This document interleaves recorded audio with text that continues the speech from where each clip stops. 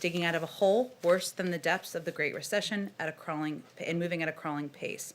Today, we're joined by a member of the Council of Economic Advisors, Jen Bernstein, who will walk through the numbers reported today by the Department of Labor and how they serve to underline the urgency for the President's rescue plan. Go ahead, Jared.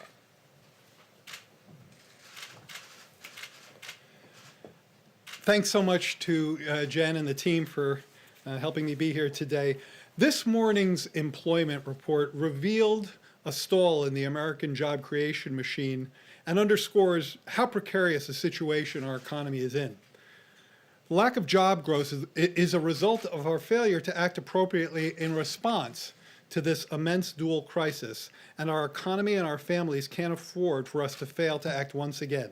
Strong relief is urgently and quickly needed to control the virus, get vaccine shots in arms, and finally launch a robust, equitable, and racially inclusive recovery.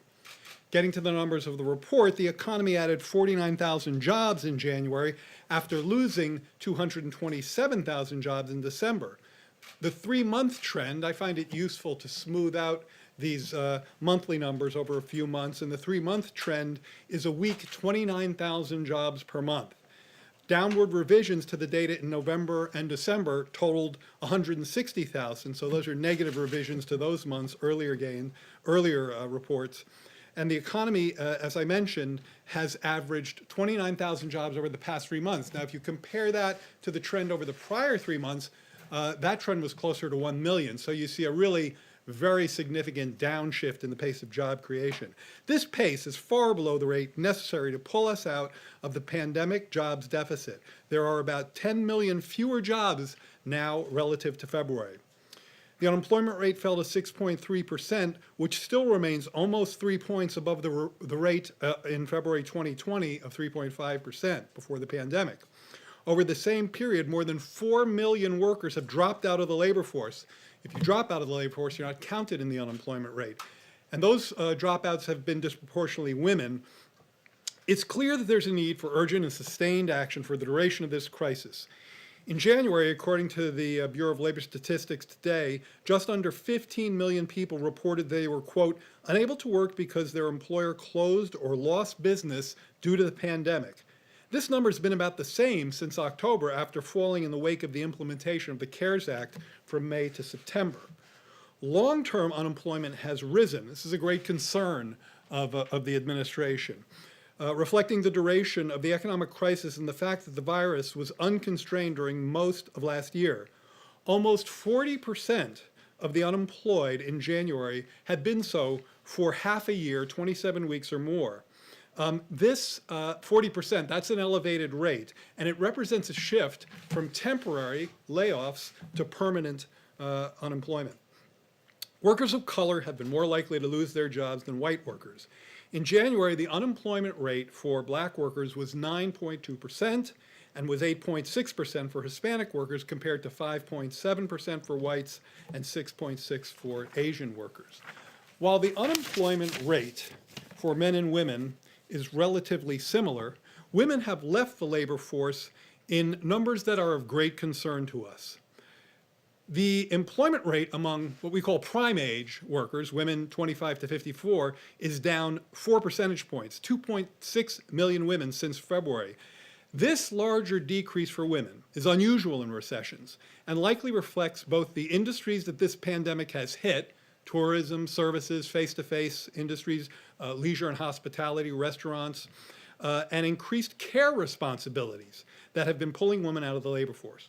Certain industries have been especially hard hit. As I mentioned, the unemployment rate for leisure and hospitality workers is around 16%.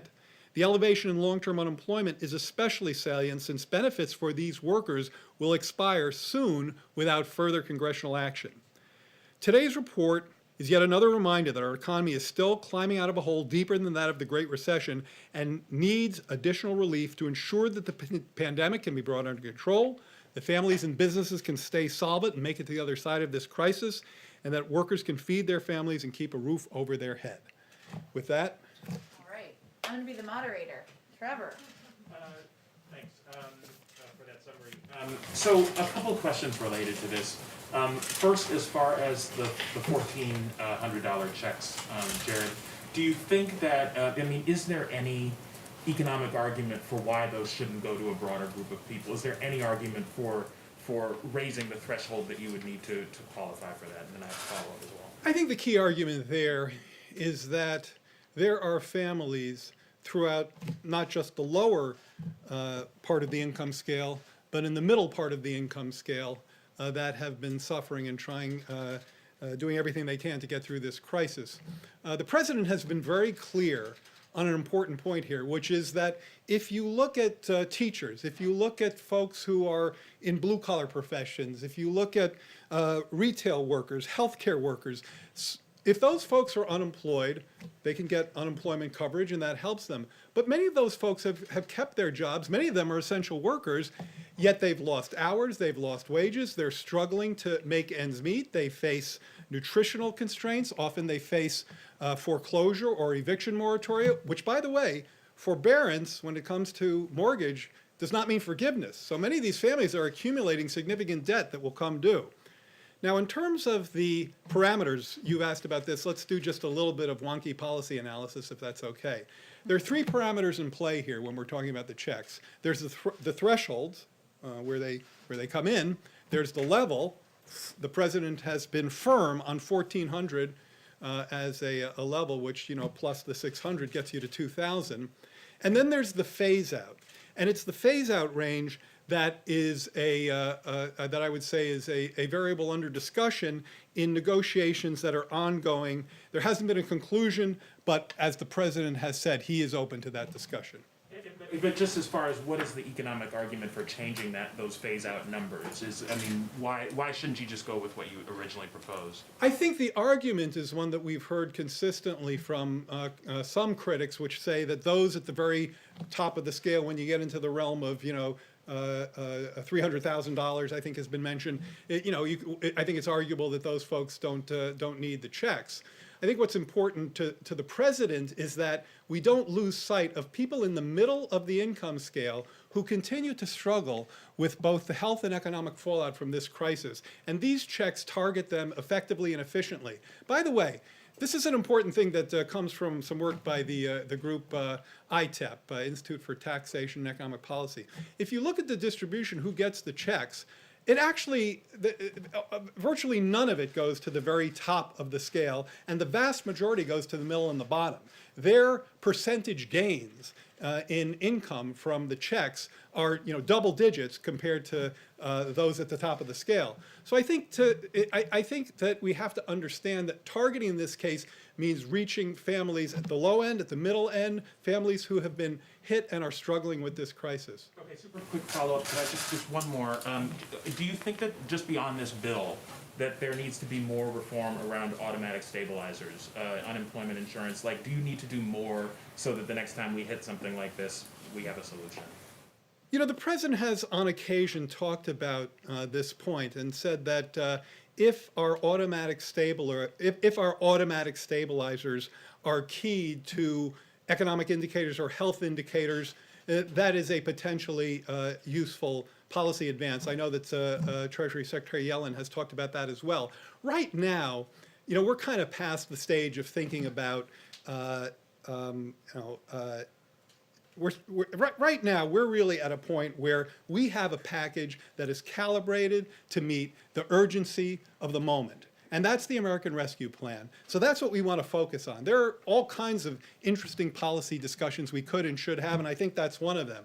But for now, what we need to do is get this package out there and meet the urgency of the moment. Thank you, and thanks for being here.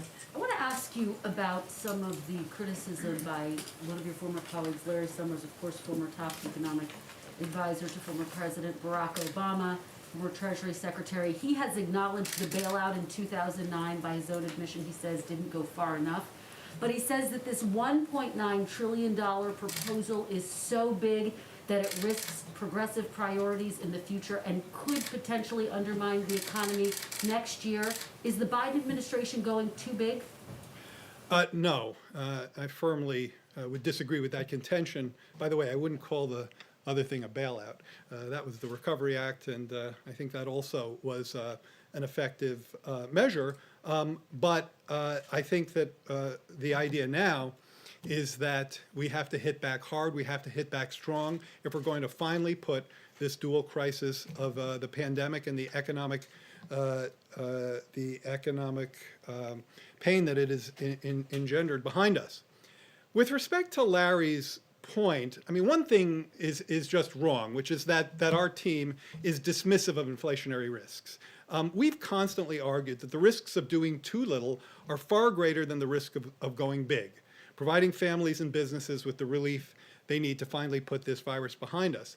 Second, I want to quote Fed Chair Jerome Powell, who strongly reiterated this view the other day, I think it was just a week or so ago, that inflationary risks are also asymmetric right now. When asked about this precise trade-off that you're asking me about, he said, and I'm quoting, "I'm much more worried about falling short of a complete recovery and losing people's careers and lives that they built because they don't get back to work in time. I'm more concerned about the damage that will do, not just to their lives, but to the United States economy, to the productive capacity of the economy. I'm more concerned about that than about the possibility which exists of higher inflation." So this is risk management. This is balancing risks. And in our view, the risks of doing too little are far greater than the risks of doing too much. And just one more question. The Senate moved forward with a measure that did not include an increase in the minimum wage. Has President Biden come to a determination that that's not going to be a part of the final package in order to get this passed, in order to get the Democratic support that he needs? The president has consistently argued that a minimum wage, $15 an hour, is essential to make sure that people, many of whom, millions of whom are essential workers, are not toiling at a minimum wage of $7.25 per hour, which is the federal minimum wage.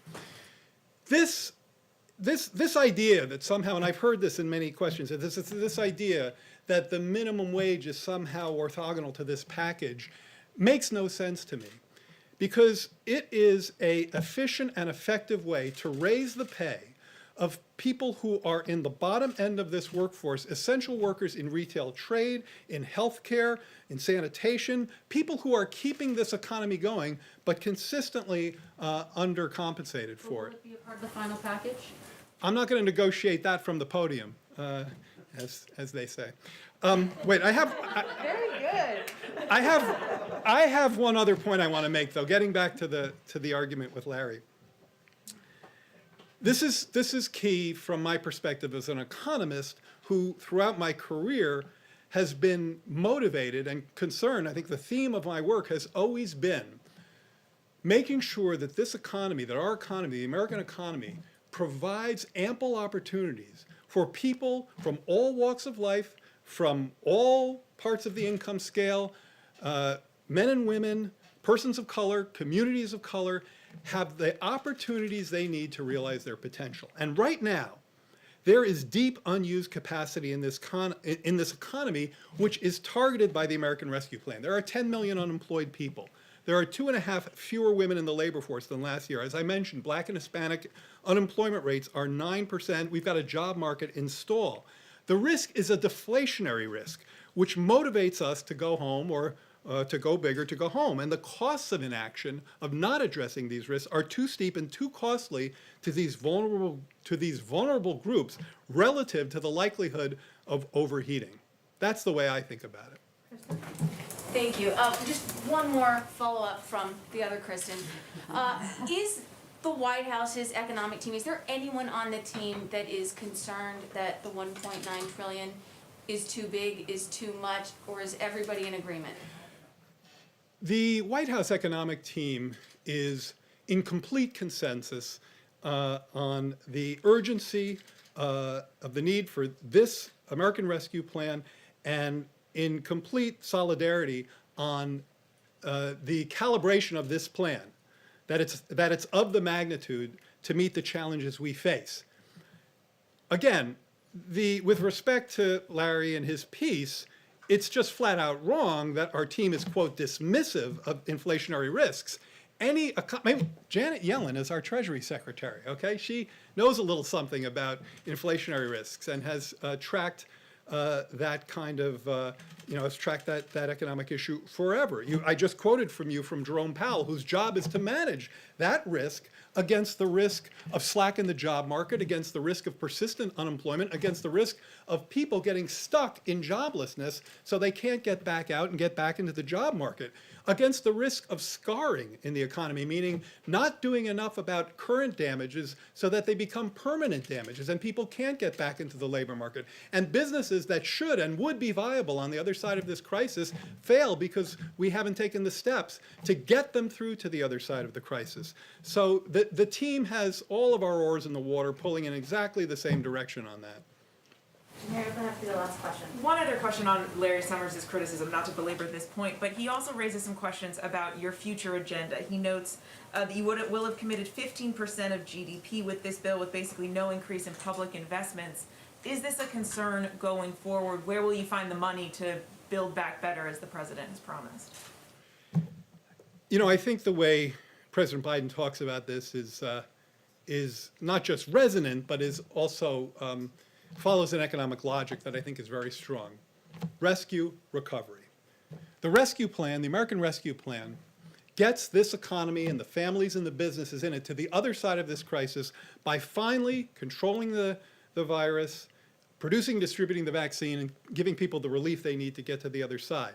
But simply getting back to where we were is a bar that's far too low for the Biden-Harris administration. And that's where Building Back Better and the recovery plan comes in. These are structural changes, by the way, many of which, as the president has said, permanent programs should be paid for. So these are structural programs that, not in a cyclical sense, dealing with kind of getting to the other side of the crisis, but deal with the structural challenges we face in climate, in education, in care, in poverty, in racial discrimination. And I am, and infrastructure, I am wholly confident in this president and this administration's ability to go forth and make a strong case for rescue now, get the economy the other side of the crisis, pursue the recovery, the Building Back Better agenda. As I say, I'm confident about that. One point and then I'll stop. Infrastructure, I get asked about this a lot. And the implication kind of the question is that, well, infrastructure is a Democrat thing and you'll have a hard time with that. Let me tell you a little anecdote. I was testifying sometime a year or two ago in the House. And when I finished my testimony, a couple of Republicans, and I won't name them because this was a private moment, pulled me aside and said, hey, a Democrat, come here. And they said, we want to do infrastructure, but we can't do it because our boss, President Trump, doesn't have a plan. The plan was really an asterisk.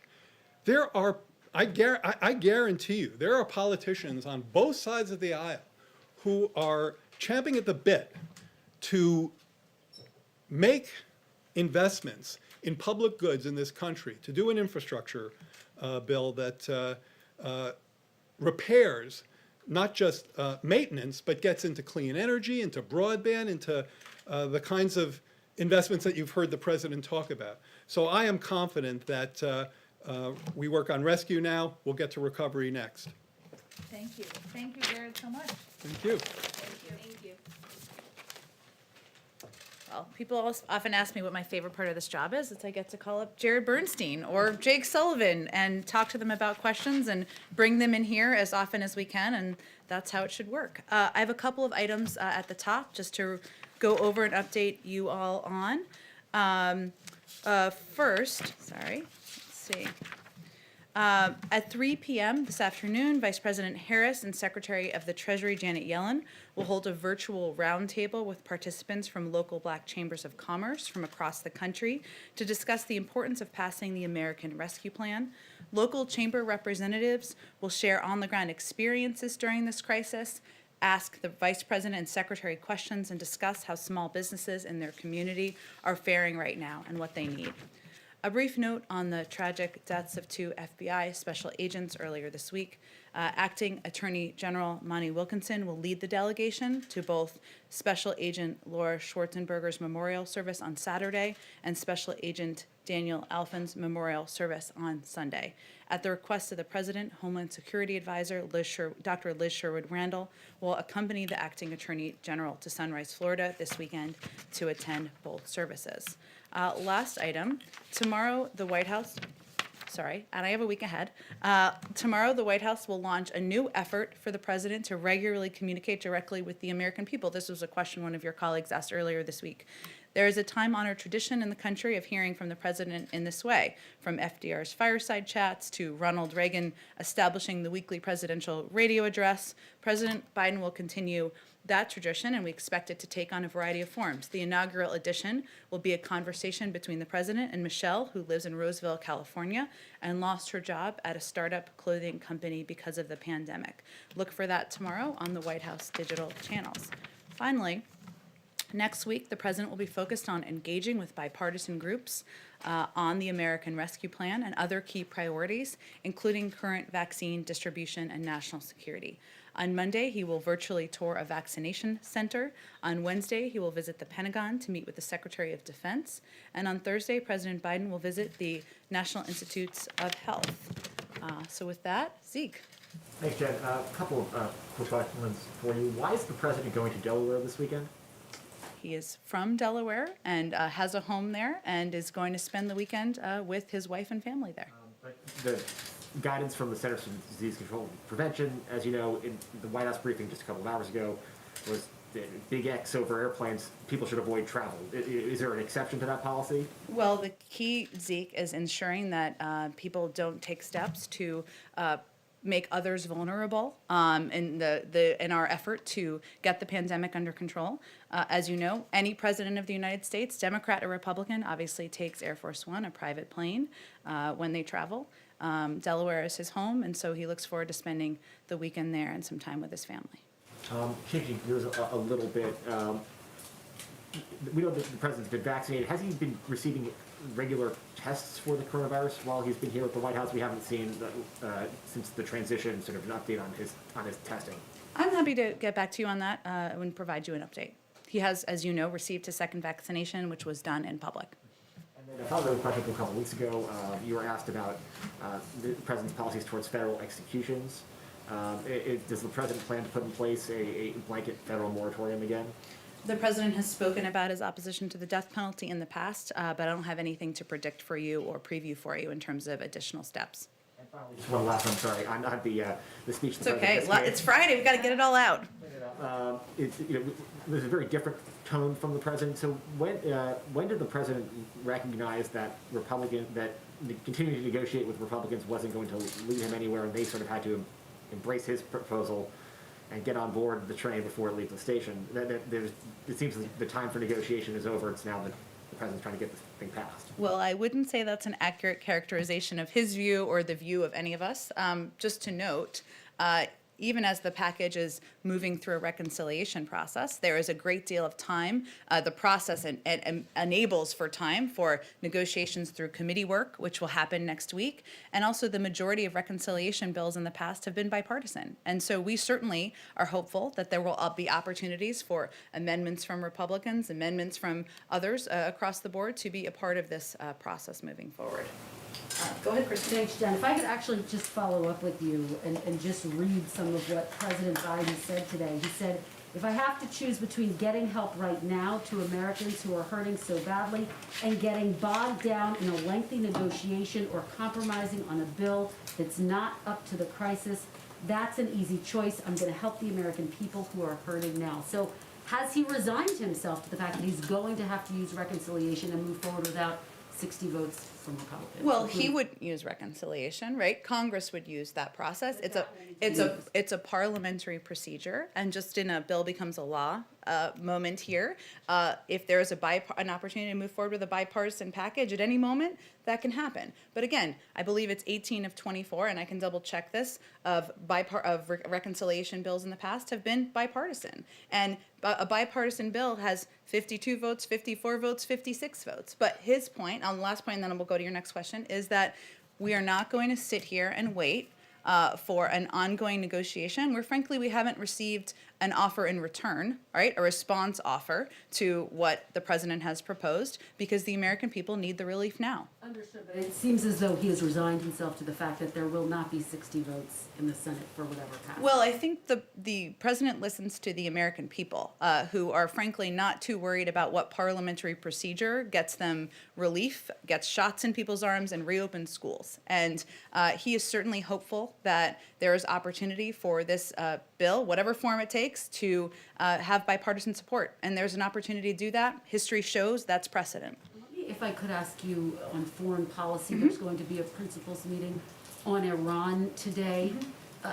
President Biden so far has not accepted or has not moved forward with negotiations over a new Iran nuclear deal. When is the time frame for that to happen? And does he think he'll be able to get Democrats on board with this, Jen? They were quite critical in 2015. Well, first, and you asked this question first and smartly. So on this meeting today, and I know that the interagency process is a little foreign in this building and in the government because of the last 4 years. So this is a principals committee meeting. We're not going to confirm every one of these, but for the sake of educating everyone, not in this room, but people who are watching, it's the focus is broadly on the Middle East. I'm sure Iran will be a part of the discussion, as it's an important issue, an important priority for the president and for many of our partners and allies around the world. But this is not a decisional meeting. It's not a meeting where policy will be concluded, and it's not a meeting the President of the United States will be attending. So this is a normal part of the interagency policy process, just as there are meetings about immigration, criminal justice, the economy every single day across government. But on the topic of Iran, understood, given that you say Iran will be raised in this meeting, is there a timeline for when President Biden would like to try to come back to the table and get a deal on the Iran nuclear deal? Well, that's really up to Iran. If Iran comes back into full compliance with the obligations under the JCPOA, the Iran nuclear deal, just for people who don't like acronyms, I personally hate them, but the United States would do the same and then use that as a platform to build a longer and stronger agreement that also addresses other areas of concern. But that will be done in partnership with our P5+1 partners and also through consultation with Congress. And I know I keep saying this, but we are still only 2.5 weeks into the administration. So this is part of how the interagency process should work, where senior members of the national security team are meeting and engaging about a range of issues in the Middle East, but otherwise it's in Iran's court to comply. Go ahead. Thank you, Jen. One more foreign policy question. During President Biden's big foreign policy address yesterday, he didn't really mention Afghanistan. Why not? And where is he on the full withdrawal of U.S. troops from that country? I appreciate your question because it was not meant to be a comprehensive foreign policy speech, and he will have a lot more to say about foreign policy and his approach to national security in the weeks ahead. But there were a lot of topics that weren't discussed because it wasn't designed to give the overarching Biden doctrine or give his comprehensive view on every issue globally, in part because there are interagency processes that will be ongoing. Consultations with our partners and allies are a key part of our policy development, as is consultations with members of Congress. So there's nothing I have in terms of an update as it relates to Afghanistan at this point in time, but he will have more to say on foreign policy in the weeks ahead. Okay. And what is being done about, what is being done, what could be done to provide COVID testing to migrants at the border? Because right now the U.S. Customs and Border Protection is saying that they're having to catch and release some migrants without giving them any kind of COVID test before they're entering the community. So what is being done? What could be done? Are you suggesting they're letting people in across the border without testing them, or just tell me a little bit more about They're what you're being released. They're having to, because of the executive order that the president signed earlier this week. Which executive? Which one? Rescinding President Trump's policy, which stopped catch and release. They're saying that they're having to release some migrants into the community before they know for sure that they do not have COVID, and they're worried that it could spread in the community. Is there anything being done at the federal level to make sure that this is not contributing to the spread of coronavirus in this country? Well, certainly the reason we've put in a number of protections in terms of travel and otherwise is to keep the American people safe. But I haven't seen that report. I can't validate the accuracy of it, but I'd certainly point you to the Department of Homeland Security for more specifics about what's happening at the border. Go ahead. Thank you. You continue to say that you're hopeful that Republicans will still get on board, you can achieve bipartisanship. But we haven't seen any movement on the Republican side. The fundamental differences remain the same. What gives you hope and optimism that Republicans are suddenly going to come around here? Well, I think one, the vast majority of the American people support this this package that would bring relief to American families, that would get shots in the arms of the American people, and would help reopen schools. Those are not Democratic ideals. They're not Republican ideals. They are American ideals. So we still keep the door open to seek ideas to make the package stronger from any Republican or other Democrats who want to bring them forward. And given the president's remarks earlier and his change of tone, it does seem that he is now okay if this does happen just with Democratic support, despite those hopes and despite his calls for unity. Well, first of all, the president ran on unifying the country and putting forward ideas that would help address the crises we're facing. He didn't run on a promise to unite the Democratic and Republican Party into one party in Washington. This package has the vast majority of support from the American public. This is something that people want. They want to see it pass. They want these checks to get into communities. They want this funding to go to schools. They want more money for vaccine distribution. He is certainly not, I wouldn't draw that conclusion. He is somebody who is keeping the door open. He will remain engaged with Republicans in the days ahead. As you know from covering the Hill, there's still several steps in the process here to move it forward. We saw even some actions last night in Votorama, which is my favorite term of the week, where there was bipartisan support for ensuring the checks were targeted. There was bipartisan, I know somebody asked a question about minimum wage earlier. There actually was bipartisan support on that, including from Senator Bernie Sanders, for making sure that it wasn't implemented immediately. There is bipartisan support for helping small businesses. There's disagreement, certainly on the size, but there is a shared view that the American people need relief, and it is our responsibility to keep the door open to any good ideas that come forward. And on the minimum wage, do you feel that this bill is your best shot at getting through a hike? Does it become more difficult going forward if you can't get it done now? I don't want to get ahead of where we are in the process, but the president believes that increasing the minimum wage is something that would help American families, and it is essential to helping people who are struggling, and something that workers certainly deserve. We will leave it to the Democrats and Republicans in Congress to see if this is possible through the parliamentary process of reconciliation. Go ahead, Karen. Jen, to follow up on that and the quote that Kristen read, but I also want to come back to a vaccine question. Sure. The president said, it's an easy choice between getting help to Americans who are hurting or getting bogged down in negotiations. What's his definition of bogged down? What's a timeline looking like? Like for him, who's been involved in negotiations for many years, what does bogged down mean? It means bogged down. It means I'm not going to set a timeline. I understand the desire and interest in that, but urgency means he is pleased to see that members of Congress, that Leader Schumer and that Speaker Pelosi are moving this forward rapidly. That there is fire under the bellies in the bellies of people in Congress to get this package through, move it through the process over the coming days and weeks. But that's up to them on the timeline. He just is going to continue to argue for urgency because the American people, until they know when they're going to get checks, until they know when schools are going to get funding, it's hard for them to plan. We know that there are timelines that are coming up. One, we're at the brink of spending out the package from December. $600 billion of that has already been spent out. And a lot of it is going to be spent out in the coming weeks. There is going to be a need for additional relief in all of these categories, so hence the urgency. But I don't have an exact deadline or due date other than let's keep moving. On vaccines. Sure. We're hearing so much in our reporting about frustration across the country with people who are trying to navigate the system. They're signing up on multiple websites through multiple means to hope to win a lottery and get a vaccine appointment.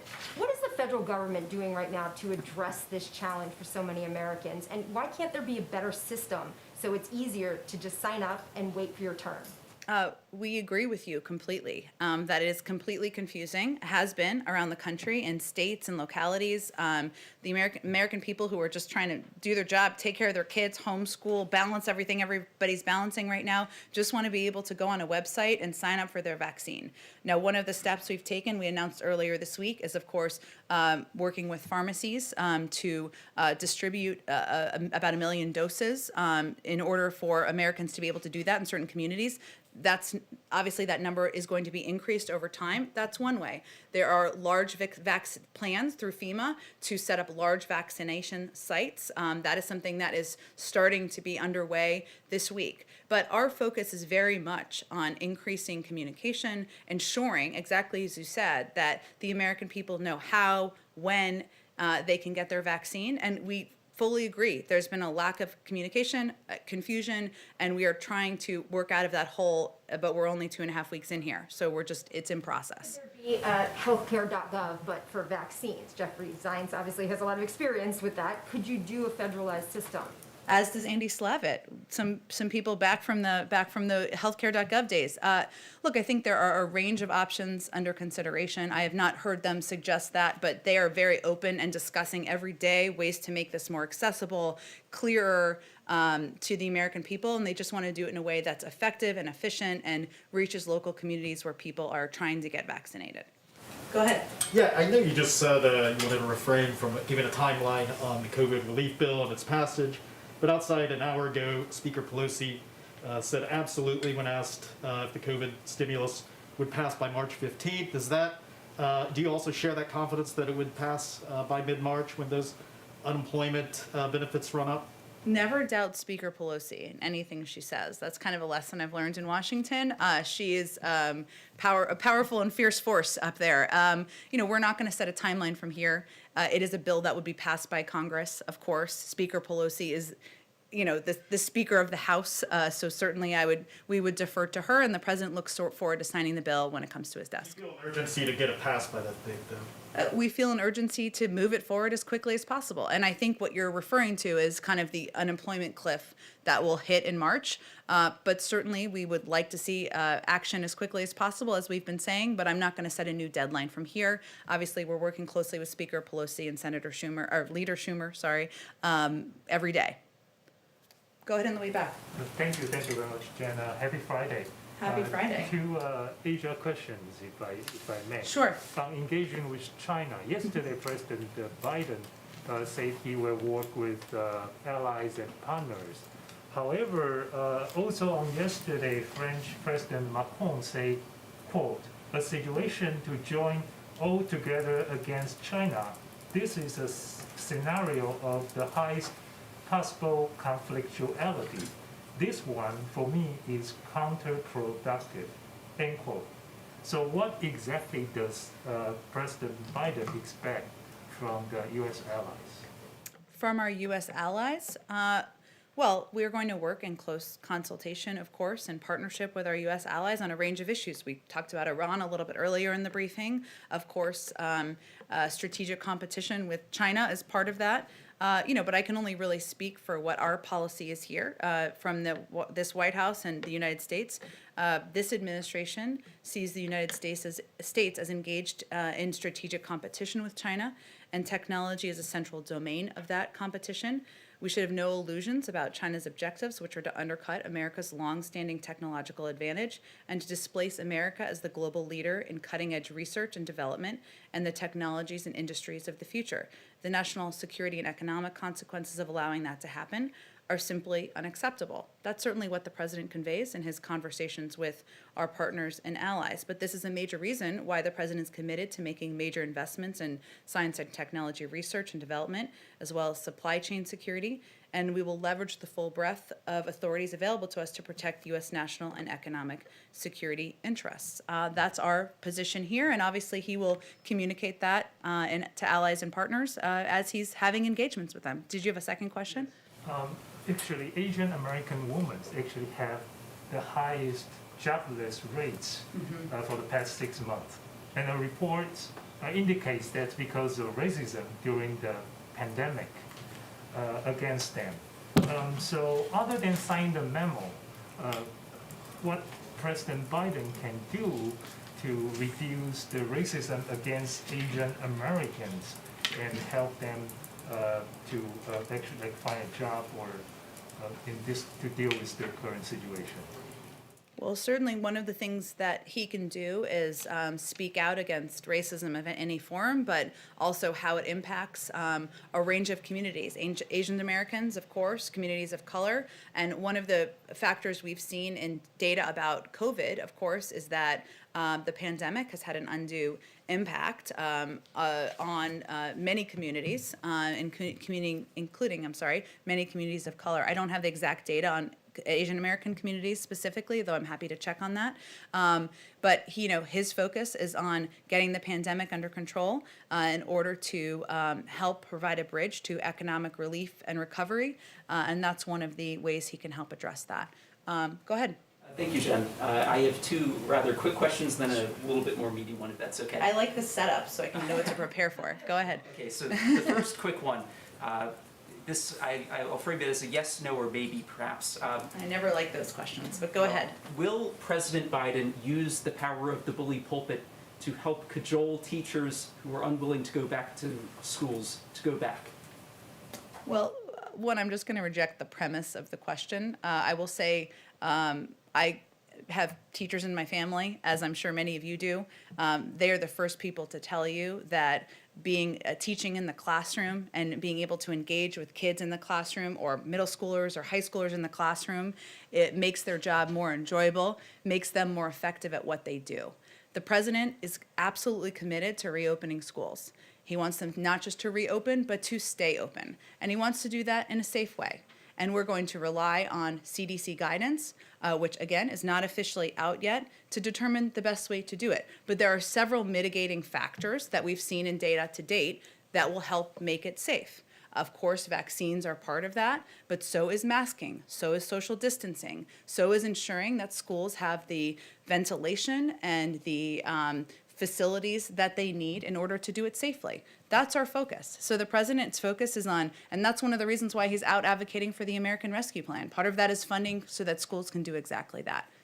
That sounded like a yes with an asterisk. Safely. If you are the spokesperson for the White House, you could certainly say that, but you are not. But you can ask me another question. My second quick question is last year, OMB and the Justice Department made it so that 3 cities, New York, Seattle, and Portland, could be disfavored for federal grants. They were deemed, quote, anarchist jurisdictions for allegedly tolerating rising crime or violent protest. Has the Biden White House decided to reverse those policies disfavoring grants to those 3 cities? This is an OMB action from the Trump administration you're asking about? The Justice Department, yes. Okay. We are a new administration. We, of course, are reviewing a range of policies and charting our own path, but I don't think I'm going to have any comment on policies from a year ago from the prior administration. The third more meaty question, if I could just follow up on a quote from the president in December. He said, quote, my son, my family will not be involved in any business, any enterprise that is in conflict with or appears to be in conflict with where there's appropriate distance from the presidency and government. Just recently, there were reports that the president's son still owns a 10% stake in a Chinese investment firm formed with state-owned entities. Do you have an update on the divestment from that investment? He has been working to unwind his investment, but I would certainly point you, he's a private citizen, I would point you to him or his lawyers on the outside on any update. Go ahead. Thanks. I have 2 questions. Jared Bernstein was talking about the threshold of the stimulus checks and when they should phase out, and he said people who make over $300,000 or families should not get those checks. We've seen Susan Collins and some other Republicans talk about having the checks phase out to $50,000. What is the White House's position today on when those checks should start to phase out and who should not be eligible for them?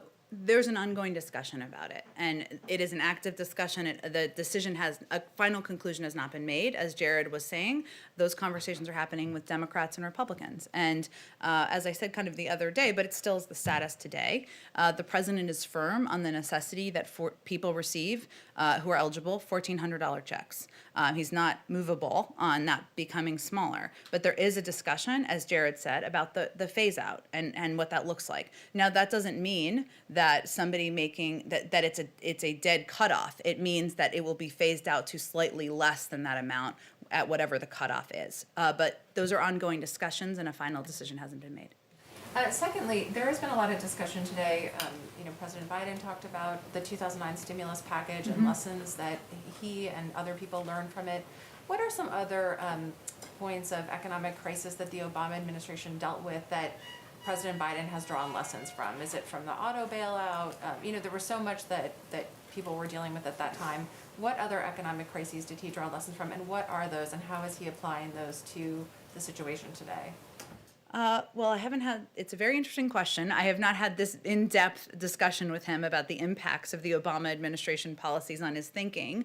I can say broadly speaking, because there are people who, of course, a number of us who had served in the prior administration. Of course, there are lessons about ensuring we act swiftly when the American people need relief, looking for bipartisan support, which is something certainly the former administration also did. There's also lessons we've learned about how we sell the packages that we're putting out there to the public. And that's one of the reasons why we bring in some of our economic officials or policy experts so that they can help lay out for all of you and hopefully for the public the thinking behind how packages are designed. And also that we need to continue to think about how we break down these packages for the public to ensure we're explaining why we're doing what we're doing. It's not just a $1.9 trillion package, right? It is a package that has funding to reopen schools. It is a package that it has funding to help ensure cops and firefighters can stay in their jobs. It's a package that will get vaccines in the arms of Americans, and it's a package that will ensure that the 1 in 7 Americans who don't have enough are concerned about putting food on the table are able to do that. So those are some of the lessons, but I don't have anything more about what he's specifically drawn from it. It seems like part of that lesson is to not wait for Republicans forever. It seems like you want to move quickly. The president wants to move quickly, as he talked about back on the campaign trail, too, because the American people need relief now, and then we don't have the luxury of waiting months to deliver that relief to them. So that is about reacting and responding to the needs of the American public at this moment in time and the crises we're facing. Go ahead, Kristen. Jen, thanks. I'd like to follow up on the issue of school reopenings. Dr. Walensky had said at a previous briefing there is increasing data to suggest that schools can safely reopen and that they can safely reopen without teachers getting vaccinated. You then said the official CDC guidance is not out yet, but there is some urgency to this because schools are making their decisions right now about how and when to reopen. So does the Biden administration have an assessment today about whether schools can reopen with or without teachers getting vaccinated? Well, first, the guidance will come officially from the CDC, as Dr. Walensky, who leads the CDC, would certainly convey to you. And what we're all conveying, and what I just did a few minutes ago, is convey that there's a lot of data that shows that it is, of course, we're looking at vaccines. That's an important part of keeping teachers and the American public safe. But we also need to look at other mitigation steps, I should say, including masking, social distancing, proper ventilation in schools. And the urgency should prompt Democrats and Republicans, many Democrats are, to come together to support the American Rescue Plan so we can get schools the funding they need. Schools are planning, but many of them don't have the funding they need to take the steps necessary to reopen. Do you know when the CDC specifically is going to put out that guidance? I would certainly point you to the CDC for more specifics on that. Go ahead, Anita. Thank you. Do you have a sense at this point of when the cabinet nominations will go through? Obviously, we're right up against the impeachment trial. This is what you all didn't want to happen, which is this delay. We don't know how long the trial will last. I'm specifically curious about the Attorney General. I know you're eager to get him in. So any sense of that? And I assume that the President has spoken to Senate leaders about that. Is there anything that can be done? Well, we are certainly hopeful that more of our cabinet nominees can move forward. We have seen a number of them move forward in the last couple of weeks, many with bipartisan support, with bipartisan votes. But you're right that getting the Attorney General through, Merrick Garland, is vital not only to the President, but should be vital to Democrats and Republicans in Congress in order to have a leader at the head of the department who can oversee an independent Justice Department and ongoing effort and review any ongoing efforts or investigations that are happening there.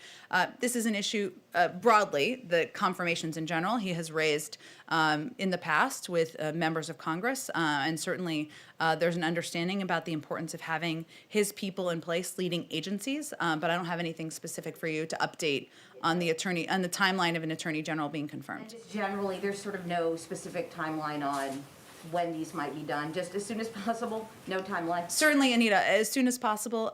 We are confident that the Senate can walk and chew gum at the same time. As you well know, there was a delay in part because of the need to agree on a power sharing agreement. Obviously, we're past that. And certainly, given many of the comments, including from many Senate Republicans about the qualifications of our Attorney General, the President's Attorney General nominee, and the value that I think and hope we all share to have an independent Justice Department, we're certainly hopeful they can move forward as quickly as possible. Really quick housekeeping, excuse me, sorry. Sure, go ahead. About next week. You mentioned a couple things that he's doing next week. One, on the Pentagon visit, should we be expecting speeches like we saw yesterday at these? I think Jake mentioned that he'll be doing a round of visits, so should we be expecting a speech at that event next week? That's a great question. I don't think we're fully cooked yet in the process. Certainly part of his effort is to thank civil servants and members of the military, of course, for the work they do every day protecting the American people. But in terms of what format the event will take, we're not quite there yet in our planning process. The other thing about next week, you mentioned a couple things, but you didn't mention meeting with members of Congress on the bill. I assume some of those meetings are going to happen next week. Can you tell us about any of those specific things? Will they come over here? Or? Well, many of them will be on recess. But he will be engaged, of course, continue to be engaged with members of Congress. Often those come together the day before or the night before, and we will, of course, keep you updated as those engagements happen or are planned for next week. Go ahead. So we know the president's doing an interview before the Super Bowl on Sunday. I mean, I'm guessing that's going to be an opportunity to reach a huge audience with your recovery plan. Is that going to be what he's going to use it for? And I guess also I'd like to know how will the president be watching the game and who he'll be rooting for? Who he'll be rooting for? Oh, boy. That's my first way to get hate mail from one part of the country. There's a division among our senior staff, I will admit, on this particular question, but I won't name names. The president will be watching the game in Delaware with his family, of course, his wife, Dr. Biden. In terms of the interview, and as you know, CBS is hosting the Super Bowl this year, and there's a long tradition of networks doing an interview with the president, so that will certainly be part of what you will see on Sunday. He, of course, the anchor who is doing the interview will ask whatever the anchor wants to ask. That's how these things occur. But his objective is certainly to convey to the American people that he knows this time is difficult. He knows it requires a great deal of sacrifice. He's incredibly grateful to the healthcare workers, to the frontline workers, to people who are working every day to keep us safe. And hopefully he will have the opportunity to reiterate the measures that we can take. Masking, social distancing, of course, ensuring that people are getting the vaccine when they're eligible to get the vaccine, and update the public on his efforts to do exactly that. If I might just ask a second one for a colleague who can't be here because Sure. of COVID restrictions, from Brian Karem of Playboy. We saw a break with Saudi policy yesterday in the Middle East. So will the Biden administration openly condemn or implement sanctions against the Saudi government for the death of Washington Post writer Jamal Khashoggi? So first, let me say and reiterate that murder of Jamal Khashoggi was a horrific crime. We are prepared to release an unclassified report with full transparency for Congress. This is the law, and we'll follow the law. Of course, the Office of the Director of National Intelligence would have further details, and I would refer you to them for additional specifics. We, of course, expect Saudi Arabia to improve its record on human rights. That includes releasing political prisoners, such as women's rights advocates for Saudi jails. We're encouraged by the release yesterday of 2 dual national American Saudi citizens. We hope to see further progress over the next coming months. And as noted in a couple of areas we've talked about, there's an ongoing review, of course, of our policies. You saw the president make an announcement yesterday about our engagement in Yemen, which of course is directly connected. But again, there'll be ongoing discussions and reviews by our national security team. I don't have any policy decisions to read out for you or predict for you at this point in time. Go ahead in the back. Thanks, Jen, and I have two questions as well. Sure. In keeping with the economic theme of the day, my first question, given the most recent job numbers and the continued unemployment and what you had to say today about particularly how minority communities have been affected, is this the right time to increase the number of refugees coming into the country and to also ease immigration and border restrictions? Well, the president fundamentally believes that having a humane and moral immigration system in place strengthens our country, strengthens our economy, and many business leaders across the country have said exactly the same thing. The most powerful step that can be taken now is to pass the American Rescue Plan, because that is a step that economists across the board have said would help expedite economic recovery, help expedite getting people back to work. And without it, we will be years behind, according to a lot of economic data, where we need to be. And then from the public health aspect of it, considering the coronavirus numbers are still where they are, the president has enacted more restrictions on travel restrictions, including South Africa. How does that play into it with his immigration and refugee policy? Sorry, I'm not sure I'm understanding your question. Well, I mean, considering the coronavirus numbers where they are and that we're doing more restrictions on travel, does that not also then affect refugee policy and immigration, bringing more people into the country, sort of following up on Kristen's? Well, the refugee policy is increasing the cap. It doesn't change what our travel restrictions or our travel policies are. And of course, those are put in place to keep the American people safe. But those are not meant to do anything other than take necessary steps at this moment in time based on the advice of health and medical experts on where we need to restrict travel from. Obviously, when it's safe to undo those restrictions, our health and medical team will advise us on exactly that. And then my second question, this is going to the Pentagon.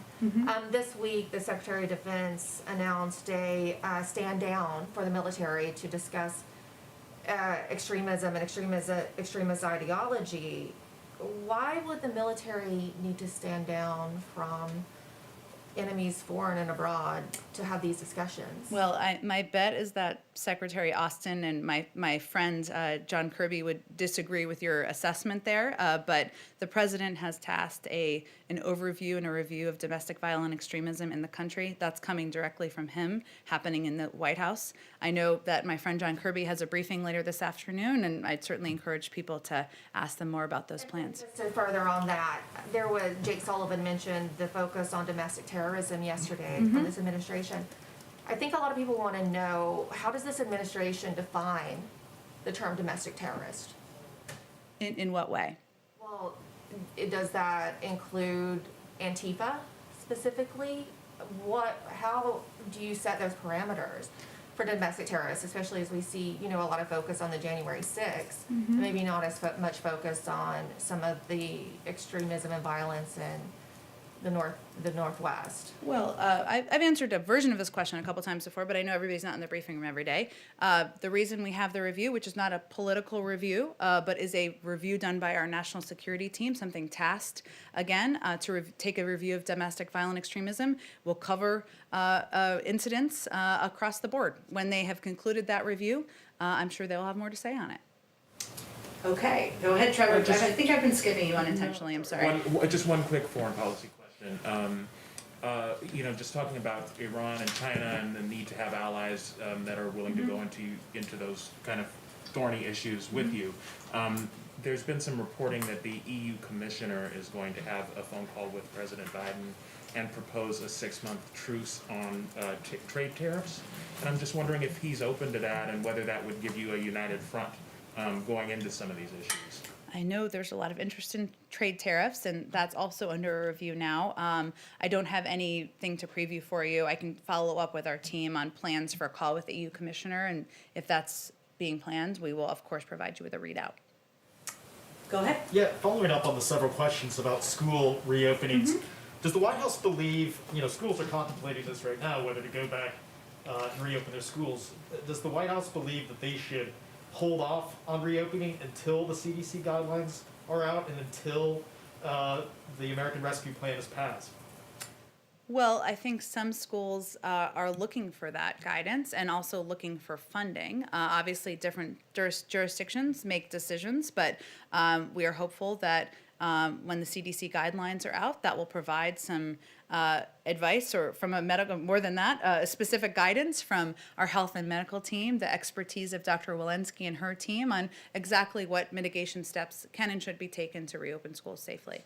But for schools in the moment right now, weighing whether they should reopen, you don't have a recommendation one way or the other, just to wait for the guidelines, or just trying to clarify? We'll have the, I'm not going to get ahead of what the guidelines are. I think there are different jurisdictions that make different decisions. A lot of school districts are certainly waiting for those guidelines, but also waiting for additional funding so that they can reopen schools safely, make sure teachers are safe, students are safe, and families can feel confident in their kids being at school.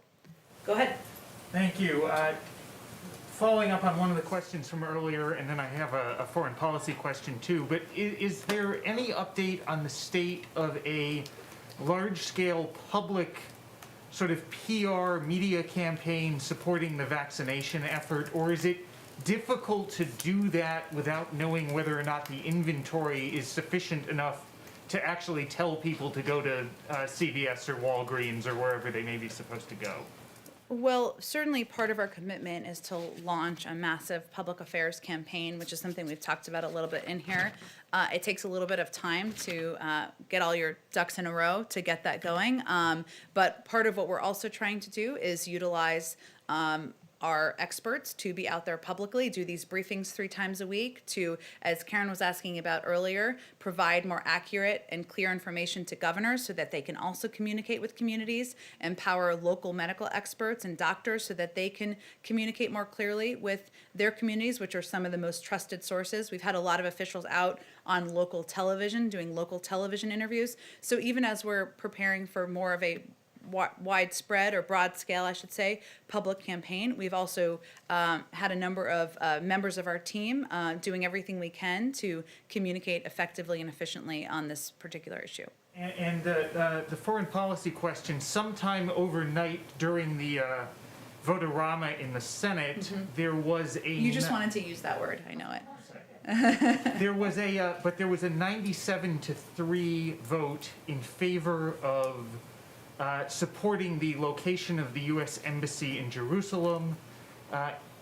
Is there a position in terms of the Biden administration as to whether or not the Trump administration's actually implementation of the Jerusalem Embassy Act should be maintained, or whether it might move back to Tel Aviv? It's a great question. I have not talked to our national security team about it. I will venture to do that and circle back with you directly. Thank you. Thank you, everyone. Happy Friday.